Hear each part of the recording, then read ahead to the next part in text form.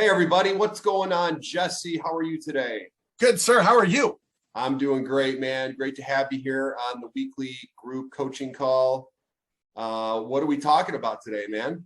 Well, today we're talking about you guys. We're talking about yourself. We're talking about knowing yourself. And then we're going to talk about maybe some tough questions to ask yourself to kind of get to know yourself. But Steve, a lot of times I think as an entrepreneurship and running real estate business, you're self-employed, we kind of disconnect our mindset and ourself from the business where we're like, oh yeah, all that mindset, rah stuff. I just want to work and make money. And I don't know about you, but they actually go together. And I think people don't really realize that. Yeah, it's interesting. This is one of those things that we learned over many years in coaching, how important this really is. And I think it's really important initially when you start to get into business and you make a decision to take things kind of the next level. And it makes a huge impact on you early on. And then I believe that it also is very important, obviously, as you're building your business, but I think it's also important long term.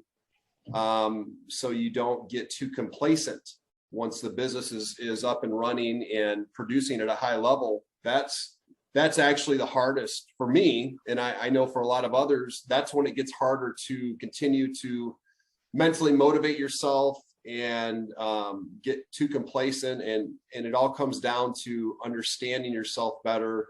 And that's what we're going to talk about today. Yeah. And what's blown my mind is, like, if you attend or if you've seen a Tony Robbins event, the amount of people in like the VIP section that paid $10, $15, $20,000, these are multimillionaires or business owners, CEOs. You think, why are they here, right? And it's because, like you just said, there is a strong connection between your mindset and yourself, your humanity, and running a successful business. So we're going to dive into that, okay?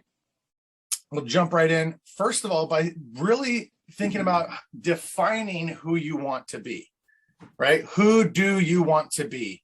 And this is a question that you have to ask yourself daily, weekly, monthly, regularly. Who do you want to be? It's not just what you want to achieve. That's part of it. But first we have to start with ourself. And why is that, right?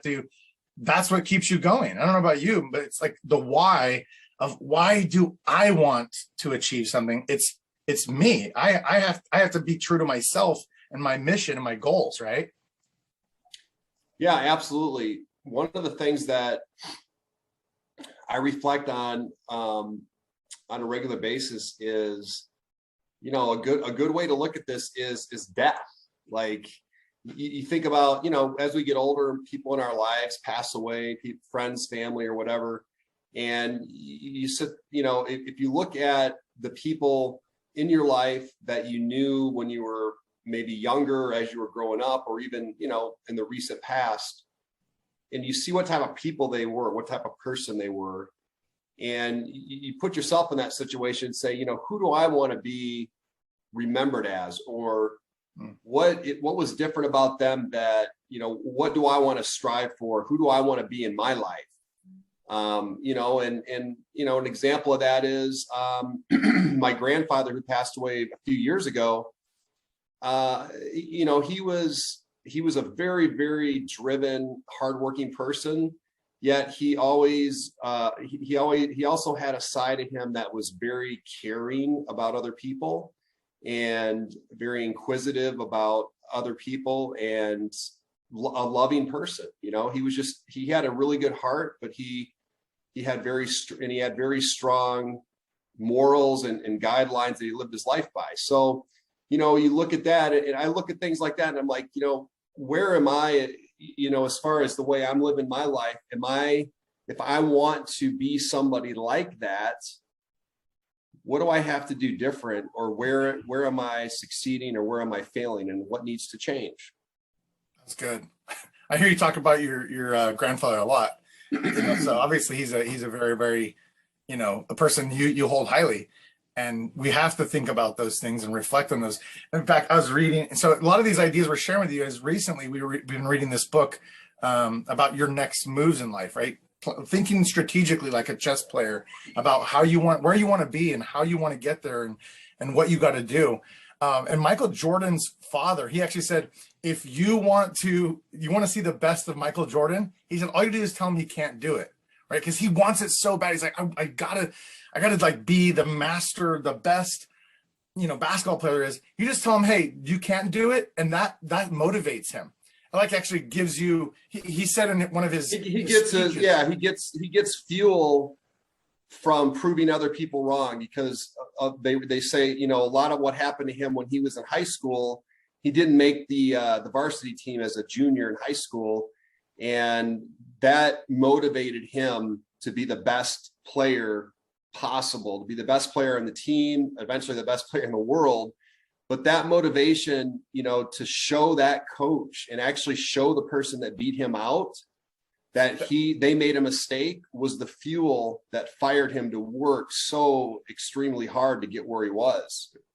And that can be the fuel for you. And it's a fuel for a lot of people, but there can be other things as well that are the fuel for what drive you, and you have to figure out what that is. Yeah. Another thing that helps us kind of know ourselves, or helps us kind of build our dream life, is looking at the role models that inspire us. And again, Steve, you just talked about like your grandfather, right? He's one of these people like, man, if I could be like them, I want to be successful in business, but if I could be who they are, their character, their values, their morals, like you said, that will really, really help you to kind of connect the dots, right? So a good way to bring your future vision is to identify your heroes. They've excelled in this particular area, right? You might have a hero for real estate. You might have a hero for fitness. You might have a hero for family life. Fill in those gaps and be like, man, what are they doing? So I don't know about you guys. You can put those people on a vision board. Yeah, the writer of this book that we read, it's called Your Next 5 Steps. He actually had those. He had like a mural made up, he said, a very expensive one with all of his heroes on a board that he had in his office. Every time he walked in there, he would see that, and those people were looking at him, and he would just look at those people looking at him, and that would be motivation for him to strive to be more like them. And you can also use a vision board for, not just role models. I don't know if we're going to talk about it here in a minute, but also for your goals as well. Yeah. Any particular area of your life that you want to achieve something, look at somebody who's already carved that path out, right? Tony Robbins always talks about modeling. Model what they do, model who they are, right? If they have a morning routine that is just like unbreakable and unshakable, model that, right? Model what they did. And Kobe Bryant, all these athletes, they do those kind of things. It's like, man, if I want to be the greatest and I want to be the best, I got to do what Mike did, right? Another thing that you can do to help know yourself better and kind of find what's driving you, because that's really what we're doing. We're trying to find what is it that makes you tick, is to do a personal audit. And you don't just like do this one time, like in school, you do a career assessment test and you're like, hey, you should be an architect. It kind of unfolds over time. I don't know about you. My journey's totally unfolded over the last 10, 15 years, Steve. What about you? Oh, absolutely. Things change, and, you're going to change. So yeah, an audit on a regular basis is definitely a great idea. So would you say what drives you has changed too over the years and kind of unfolded? I definitely would. And, I'm in a discovery mode right now, trying to get back to some of the motivation that I had a couple years ago. And through really consciously looking at some of the things that I, was focused on previously and what I'm focused on now, and taking that self-evaluation, which we're going to go into that a little bit further. There's a bunch of questions that you have to ask yourself, and it might not be, all the questions may not relate to you, but there might be one or two questions in there that open up the door for you to find that motivation again. Yeah, and let's be honest, it's uncomfortable. I've actually seen some people. Yeah, I've seen some people say, "Hey, if you really want to know what drives you, what makes you passionate, send an email out to the 25 people that you know and know you the best, and ask them, like, what are my strengths and what are my blind spots that I don't know about, and tell them, please, you're not being a true friend if you don't tell me my blind spots and you don't tell me." Like, that's one way to do it, right? But a little less uncomfortable way is to just do it on yourself. Ask yourself some of these tough questions, some self-discovery questions. So let's talk about some of these. These are self-audit questions. You can screenshot these, write them down, ask them for them later. But number one, how do you think the world views you? Do you think that's an important question to ask? Sure. You know, we make a lot of our decisions based on that first question right there.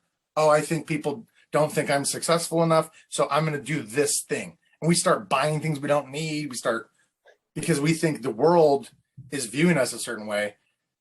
And so, man, we're like, I'm going to go buy that watch. And maybe you don't really want that. It's really interesting because I've had this happen quite a bit to me where I tend to have a negative view of myself, honestly. And, you know, it varies. You know, sometimes I'm an egomaniac with an inferiority complex, which is from one of my self-improvement things that I'm involved with. But that describes me. You know, sometimes I feel really good about myself, and sometimes I beat the hell out of myself mentally.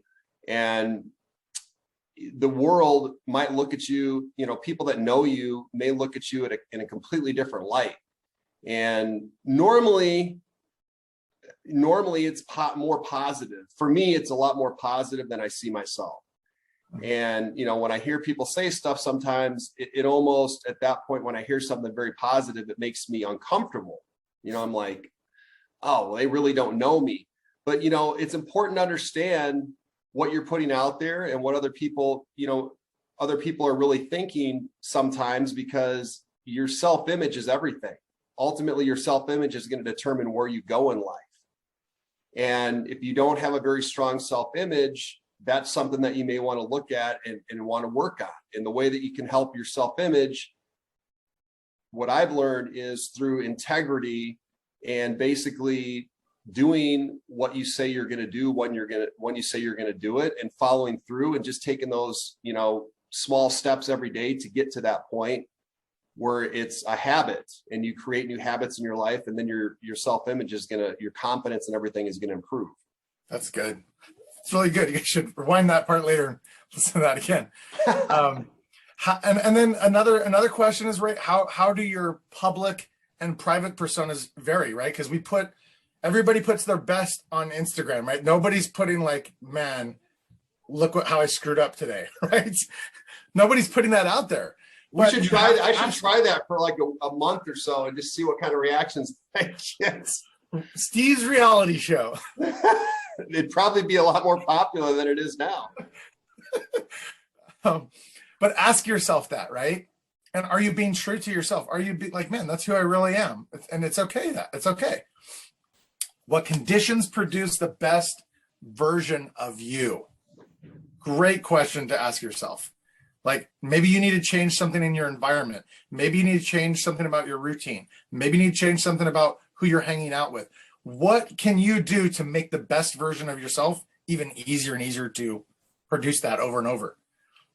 Yeah, one of the things John Sy does, or he's done in the past, is he works best when he's under the gun, when he's under pressure. So he literally went and bought a very expensive house that he could barely afford, and that kept him motivated to have to make a certain amount of money, and it worked.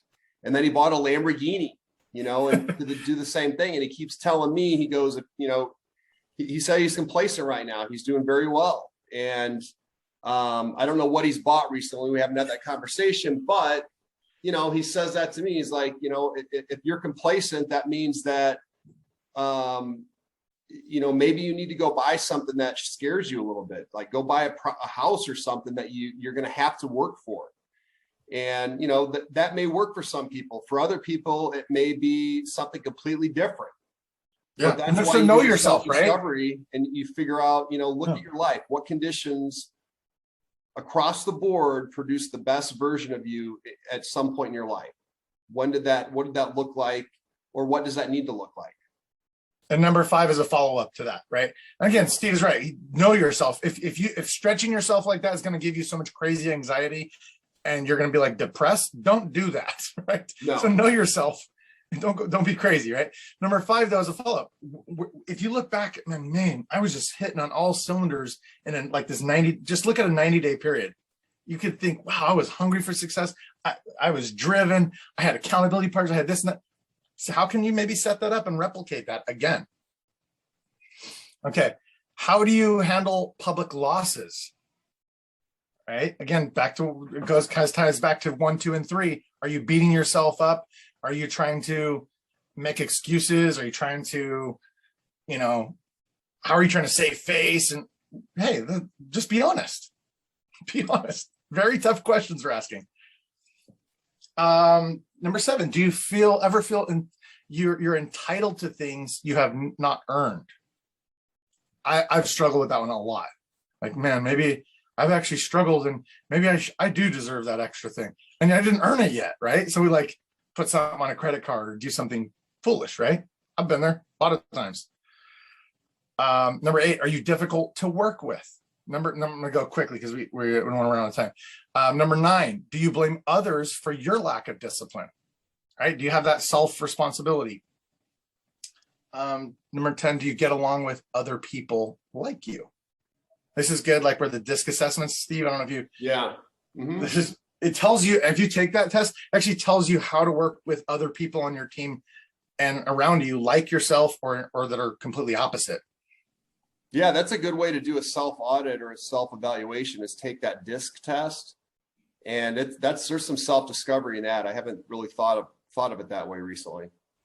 Yeah, and just working with others. You can take one of those for free online, by the way.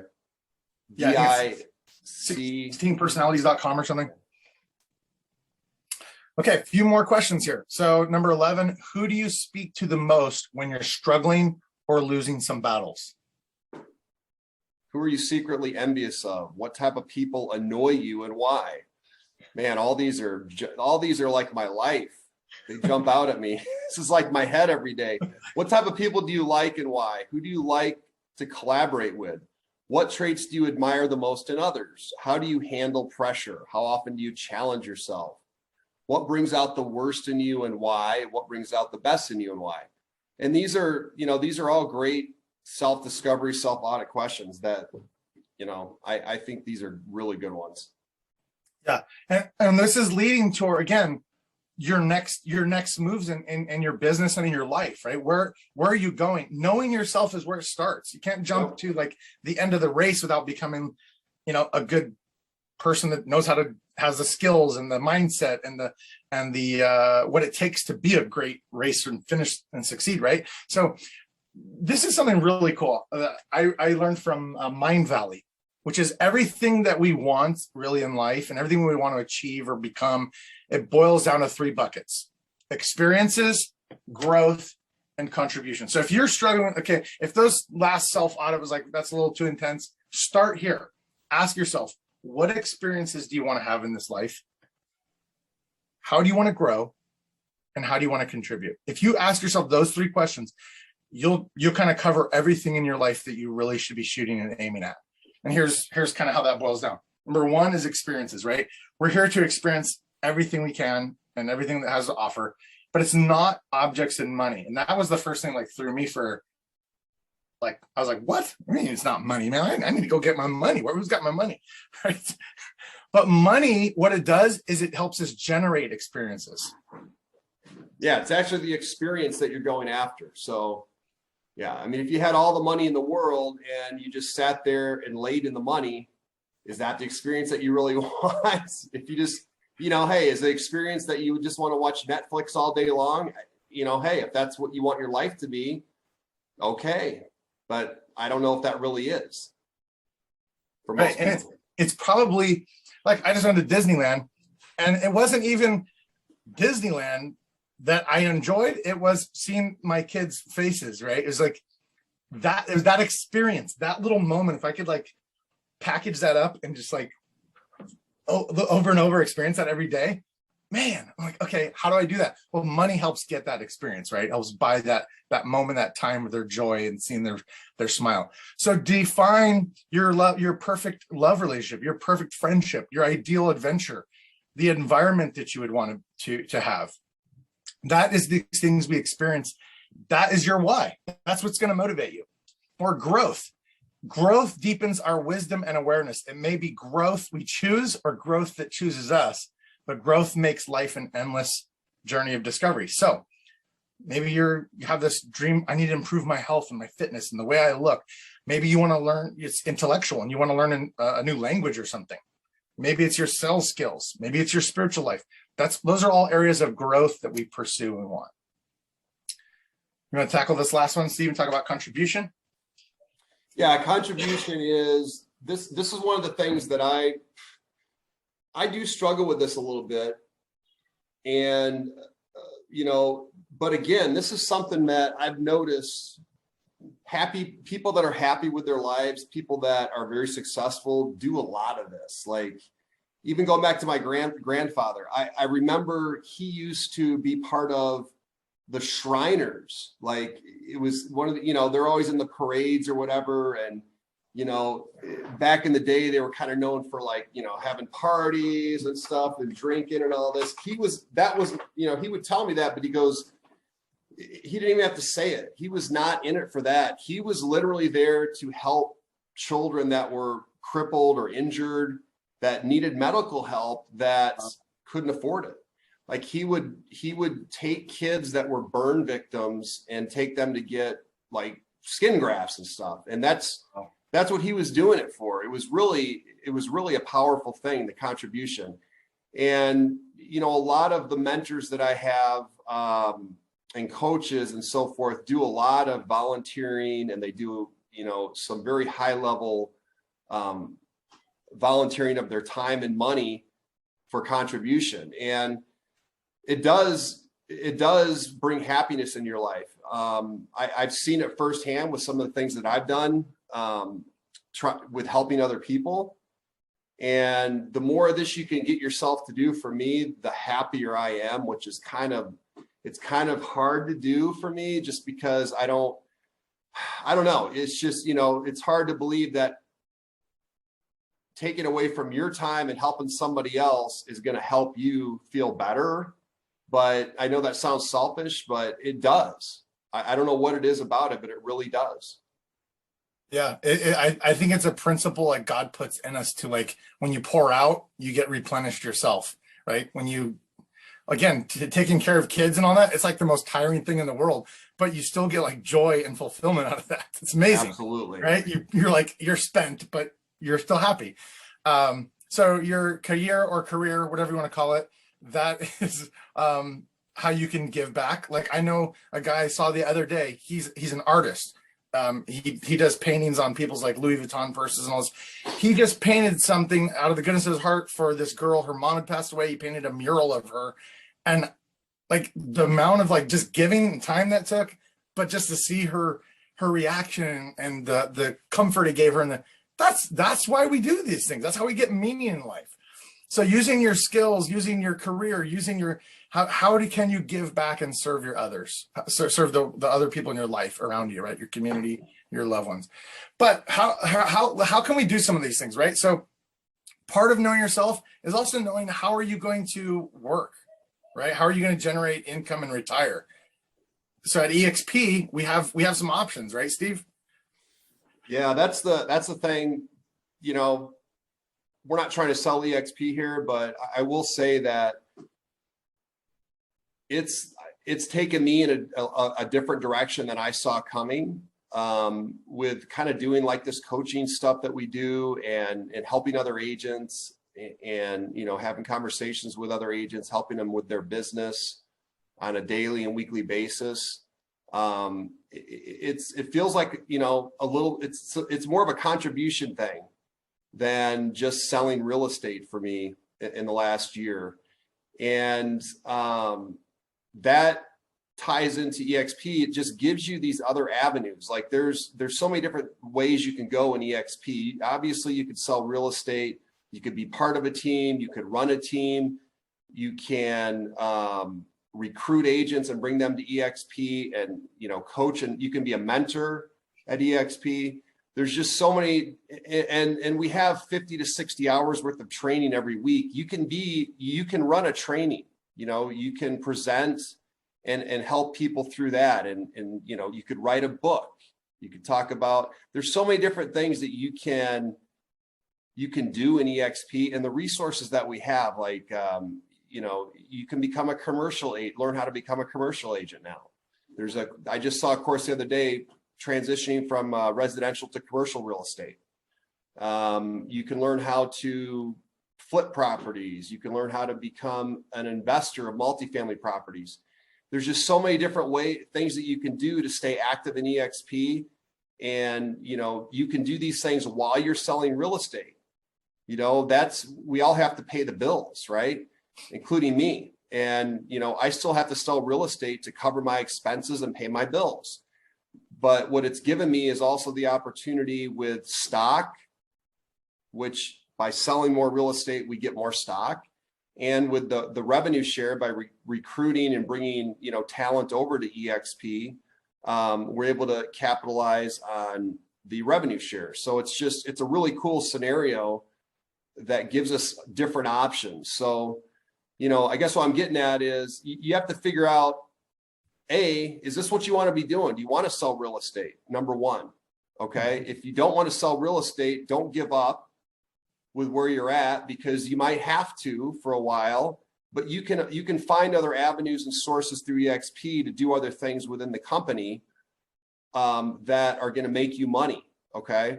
Now, if you don't have any desire and it doesn't align with you, you have to be aligned. That was one of the main things that this book talked about. If you're not aligned with your goals and your visions and who you are and what you're all about, you're never going to succeed or get any further than you are right now. Okay. And if you're okay with where you are right now, that's fine. But you have to be aligned with what you're doing if you want to be happy, you know? And there's a lot of opportunity here at EXP for us to be able to just, you know, do what we've always done and create wealth for our families, create wealth and retirement for ourselves at a level that there's never been before in my experience. So, you know, well said. Yeah. And that's the point of today's call, really, is to know yourself and know what you want to do. If you're not happy just selling houses, hey, maybe you should make some adjustments and say, how can I recruit some agents and serve them and help them, right? So you do you. Bottom line, you do you. Any questions that we have that popped up in here?